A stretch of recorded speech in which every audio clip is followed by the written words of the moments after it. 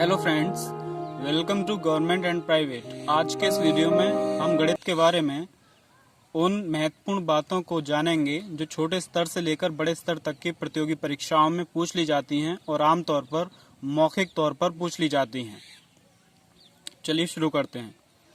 इस वीडियो में हम जानेंगे गणित का अर्थ, गणित की परिभाषा, गणित की उत्पत्ति कैसे हुई, गणित का महत्व क्या है, गणित का उपयोग कहाँ किया जाता है, गणित की प्रकृति कैसी है, गणित के गुण क्या क्या हैं और गणित का वर्गीकरण किस आधार पर किया जाता है, गणित की अन्य परिभाषाओं के बारे में जो कि प्रमुख वैज्ञानिकों द्वारा दी गई थीं और आमतौर पर पूछ ली जाती हैं, और प्रमुख गणितज्ञों के बारे में।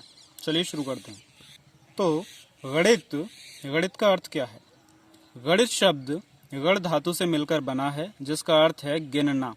गणित शब्द का शाब्दिक अर्थ होता है गणनाओं का अध्ययन, जबकि मैथमेटिक्स शब्द ग्रीक या लैटिन भाषा के मैथमा से बना है जिसका मूल अर्थ होता है वो जो सीखा जा सकता है।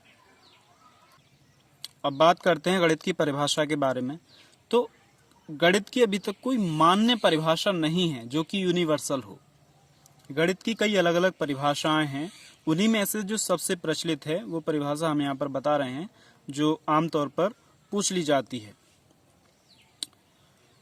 वो है गणित ऐसी विधाओं का समूह है जो संख्याओं, मात्राओं, रूपों, परिमाणों और उनके आपसी रिश्तों, गुण, स्वभाव इत्यादि का अध्ययन करती है। अब बात करते हैं गणित की उत्पत्ति की। गणित की उत्पत्ति कैसे हुई, ये बहुत ही इम्पोर्टेंट है और यूपीएससी तक की परीक्षाओं में पूछ लिया जाता है। कुछ क्वेश्चंस इसमें से ऐसे बनेंगे जो यूपीएससी के इंटरव्यू में तक पूछ लिए जाते हैं, तो जरा ध्यान से सुनिएगा। गणित की उत्पत्ति कैसे हुई ये एक बहुत बड़ा रहस्य है और अभी तक इसके बारे में कोई स्पष्ट रूप से नहीं जानता, मगर जैसा कि हम जानते हैं और आपको भी जानना चाहिए, आज से लगभग 4000 साल पहले बेबीलोन तथा मिस्र सभ्यताएं गणित का इस्तेमाल कैलेंडर बनाने के लिए क्या करती थी। बहुत ही इम्पोर्टेंट क्वेश्चन यहाँ से बनेगा, ठीक। और अगला आश्चर्यजनक तथ्य ये है कि माना जाता है, मतलब इन सभ्यताओं को, बेबीलोन तथा मिस्र की सभ्यताओं को वर्ग समीकरण और प्रमेय तक की जानकारी थी जिसका कि गलत सिरे पाइथागोरस को दिया जाता है। अगला बहुत ही इम्पोर्टेंट क्वेश्चन यहाँ से बन सकता है। गणित के पहले गणितज्ञ के बारे में ये क्वेश्चन बन सकता है यहाँ से। ये क्या है? मिलेटस निवासी। मिलेटस निवासी मतलब ये एक जगह का नाम है। मिलेटस निवासी थेल्स को पहला सैद्धांतिक गणितज्ञ माना जाता है। थेल्स एक महान यूनानी दार्शनिक थे। ये बहुत बार कॉम्पिटिशन्स एग्जाम में पूछा गया है कि गणित का पहला गणितज्ञ कौन था। इन सभी के बीच भारत के लिए गर्व की बात यह है कि 12वीं सदी तक गणित के संपूर्ण विकास यात्रा में किए गए प्रयास भारतीय गणितज्ञों की ही खोजों पर आधारित थे।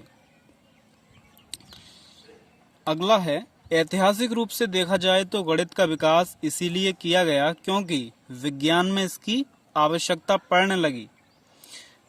और आप देखेंगे कि गणित की बहुत सी शाखाओं का तो विकास ही इसलिए करना पड़ा क्योंकि विज्ञान में उसकी जरूरत पड़ने लगी थी। इसके अलावा एक और फैक्ट जो बहुत इम्पोर्टेंट है, गणित का विकास उस समय हो रहा था जबकि भाषा का विकास हो रहा था। तो आप इससे अंदाजा लगा सकते हैं कि गणित का इतिहास कितना पुराना है। ये 4000 साल से भी बहुत पहले का इतिहास है इसका। गणित का महत्व क्या क्या है? तो पुरातन काल से ही सभी प्रकार के ज्ञान विज्ञान में गणित का स्थान सबसे ऊपर रहा है। अगला है, गणित विज्ञान और प्रौद्योगिकी का एक महत्वपूर्ण उपकरण है। गणित के बिना विज्ञान को नहीं समझा जा सकता। यहाँ तक कि बिना गणितीय या ज्यामितीय समझ के एक चित्रकार भी चित्र नहीं बना सकता। एक अच्छा चित्रकार भी चित्र को तभी बना सकता है जब उसे ज्यामिति की अच्छी समझ हो। अगला है संगीत में स्वरग्राम तथा सन्नांदी और काउंटर पॉइंट के सिद्धांत जो होते हैं वो सब गणित पर ही आश्रित होते हैं। जीव विज्ञान में जंतुओं के वृद्धि पैटर्नों के विश्लेषण में भी विमीय विश्लेषण की मदद ली जाती है।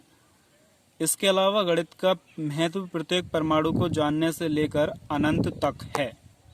आप अंदाजा लगा सकते हैं कि गणित का महत्व कितना है। यहाँ तक कि संगीत में भी गणित का इतना महत्व है कि यदि संगीत में से गणित के सिद्धांतों को निकाल दिया जाए तो संगीत भी बेजान लगने लगेगा। अब बात करते हैं गणित के उपयोग की। तो गणित का उपयोग ज्ञान विज्ञान के सभी क्षेत्रों में व्यापक रूप से किया जाता है। उदाहरण बहुत ही इम्पोर्टेंट है, इसमें आप जानेंगे कि गणित का उपयोग आखिर कहाँ कहाँ किया जाता है। ये आपने कभी नहीं सोचा होगा कि यहाँ भी गणित का उपयोग किया जाता होगा। तो गणित का उपयोग बेहतर किस्म के समुद्री जहाज, रेल के इंजन, मोटर कारों से लेकर हवाई जहाज के निर्माण कार्य आदि में होता है।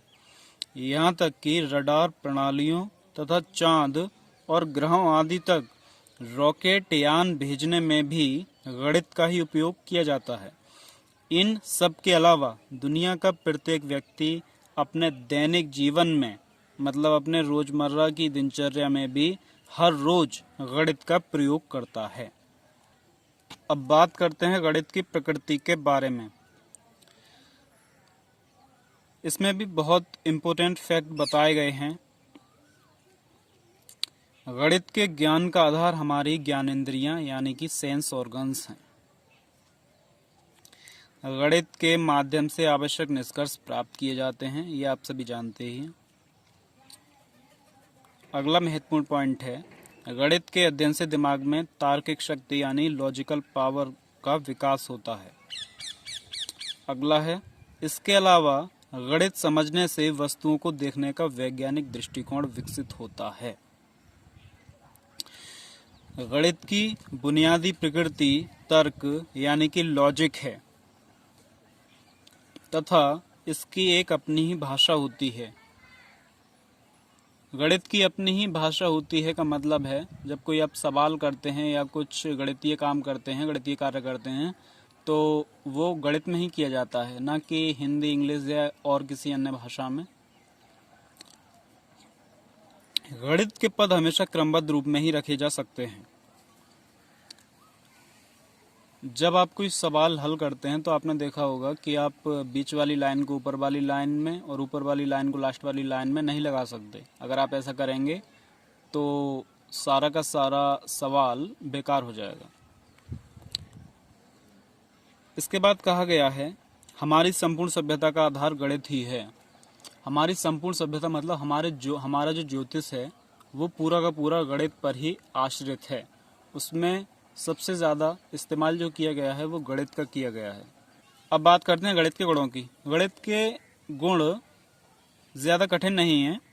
इसमें वही बातें हैं जो आप सब पहले से जानते ही होंगे, जैसे कि गणित में प्रश्नों को विशेष विधि के अनुसार चरणों में ही हल किया जाता है।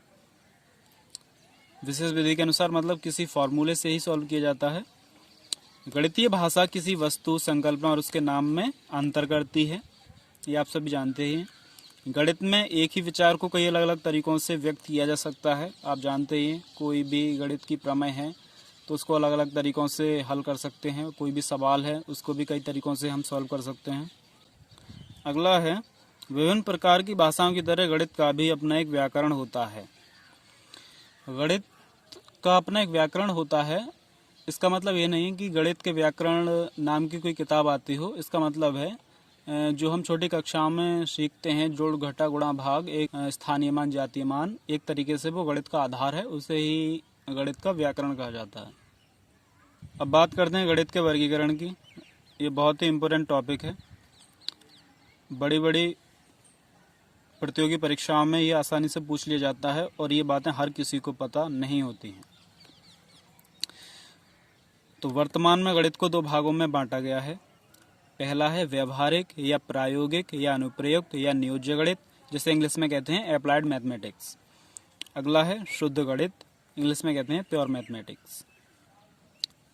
अब जानते हैं कि ये क्या होता है अप्लाइड मैथमेटिक्स। इसकी परिभाषा है विज्ञान, अर्थशास्त्र, खगोल विज्ञान, इंजीनियरिंग, जीव विज्ञान, खगोल आदि में पेशेवर यानी प्रोफेशनल तरीके से इस्तेमाल किया जाने वाला गणित अप्लाइड मैथमेटिक्स कहलाता है। इसी परिभाषा को हम दूसरे तरीके से भी कह सकते हैं कि गणित की वह शाखा जो ज्ञान की अन्य विधाओं की समस्याओं को गणित की तकनीकों के प्रयोग से हल करती है, व्यवहारिक या प्रायोगिक गणित कहलाती है। दूसरा, प्योर मैथमेटिक्स। इसे कैसे परिभाषित करेंगे? गणित की वह शाखा जो स्वयं में उपजी उन समस्याओं का हल ढूंढती है जिनका अन्य क्षेत्रों से कोई संबंध नहीं है, शुद्ध गणित कहलाती है। गणित की अन्य शाखाएं, तो गणित की अन्य शाखाओं में जो सबसे इम्पोर्टेंट है वो है विविक्त गणित और डिस्क्रीट मैथमेटिक्स, जिसके बारे में हर किसी को पता नहीं होता है। अगर आप किसी से पूछें, मैथ के स्टूडेंट से भी पूछें कि बताइए डिस्क्रीट मैथमेटिक्स क्या होता है, तो वो भी नहीं बता पाएगा, क्योंकि गणित के बारे में कुछ चीज़ें ऐसी हैं जो हर किसी को मालूम नहीं होती हैं। ऐसे बहुत कम लोग होते हैं जिन्हें ये सब पता होता है। अगर आपको इसके बारे में डिटेल में जानकारी लेनी है तो आप इसे गूगल पर सर्च कर सकते हैं, या इसके बारे में एक वीडियो चाहते हैं तो आप कमेंट बॉक्स में बता सकते हैं। और गणित की अन्य शाखाएं सबके बारे में सबको पता होता है कि अंकगणित क्या है, बीजगणित क्या है, सांख्यिकी क्या है, त्रिकोणमिति क्या है, रेखागणित क्या है, कलन क्या है, ये सबको पता होता है। बात करते हैं गणित की विभिन्न परिभाषाओं के बारे में। तो गणित की परिभाषाएं जो दी गई हैं वो वैज्ञानिकों के द्वारा भी दी गई हैं, दार्शनिकों के द्वारा भी दी गई हैं और कई अन्य लोगों के द्वारा भी दी गई हैं।